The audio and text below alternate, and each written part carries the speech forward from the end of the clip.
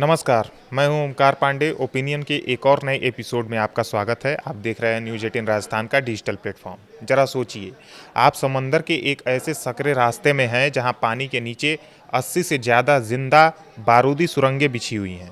आसमान में अमेरिकी फाइटर जेट्स मंडरा रहे हैं और सामने खड़ी है ईरान की खूंखार रिवॉल्यूशनरी गार्ड्स की गनबोट्स, यानी IRGC की गनबोट्स।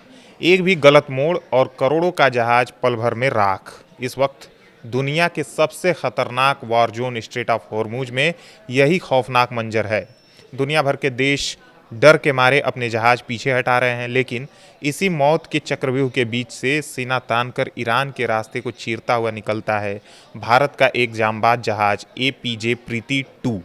जी हाँ, जब दुनिया थर-थर काँप रही थी, तब इस हिंदुस्तानी जहाज ने वो कर दिखाया जिसकी उम्मीद अमेरिका तक को भी नहीं थी। लेकिन कहानी यहीं खत्म नहीं होती। इस वक्त भी भारत के 15 बड़े जहाज उसी मौत के कुएं में फंसे हुए हैं।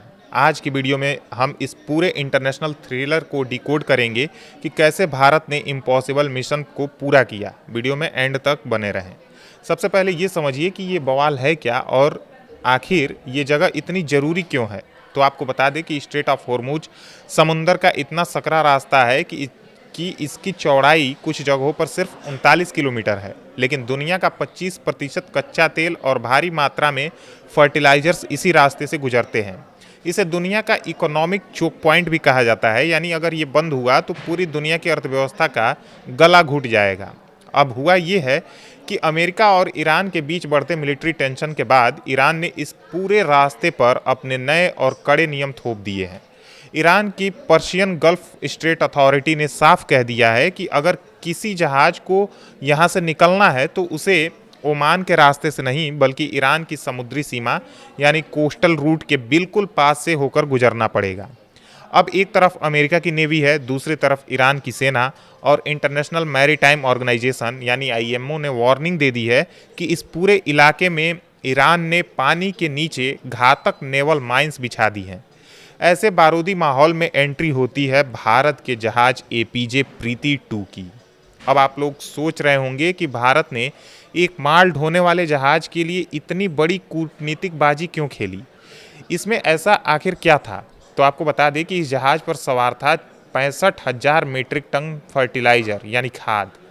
इस समय भारत में खरीफ की फसल का सीजन चल रहा है। किसानों को इस वक्त खेतों में डालने के लिए यूरिया, DAP और सल्फर की सबसे ज़्यादा ज़रूरत होती है।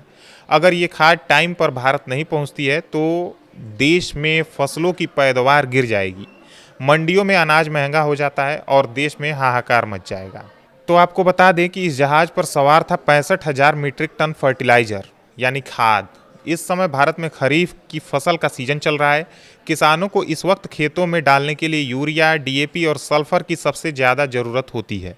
अगर ये खाद टाइम पर भारत नहीं पहुंचती तो देश में फसलों की पैदावार गिर जाती, मंडियों में अनाज महंगा हो जाता और देश में हाहाकार मच जाता। भारत सरकार ने इस साल के लिए एक बड़ा टारगेट सेट किया है ताकि देश में खाद की कमी न हो। ओमान, रूस, मिस्र और मोरक्को जैसे देशों से ये खाद मंगा रहे हैं और बदकिस्मती से इन ज़्यादातर जहाज़ों को इसी स्ट्रेट ऑफ हॉर्मुज के रास्ते आना पड़ता है।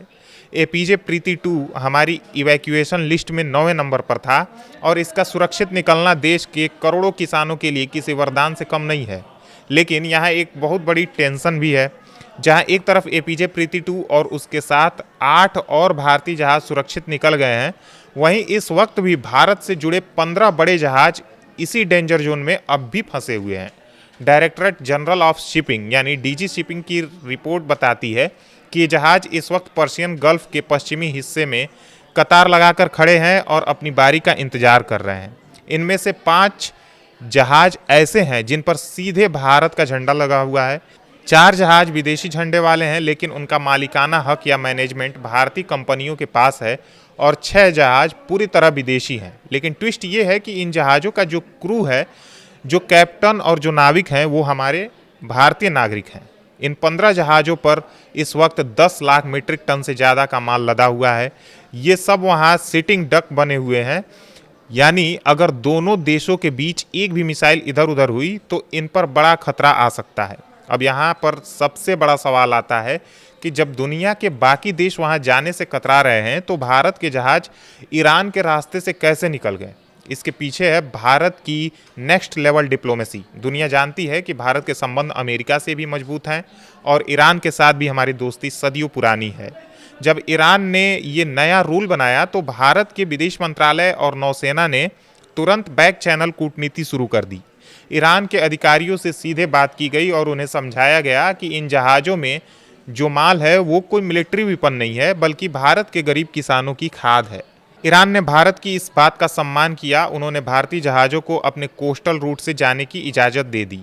इस रास्ते का सबसे बड़ा फ़ायदा ये है कि ये ईरान की मुख्य भूमि के पास है, इसलिए यहाँ गहरे समुंदर वाली बारूदी सुरंगें नहीं हैं। यानी भारत ने अपनी कूटनीति से मौत के उस पूरे चक्रव्यूह को बाईपास कर दिया। तो दोस्तों, ये है कहानी उस जांबाज भारतीय शिपिंग क्रू और हमारी सरकार की, जिन्होंने अपनी सूझबूझ से देश को एक बहुत बड़े क्राइसिस से बचा लिया।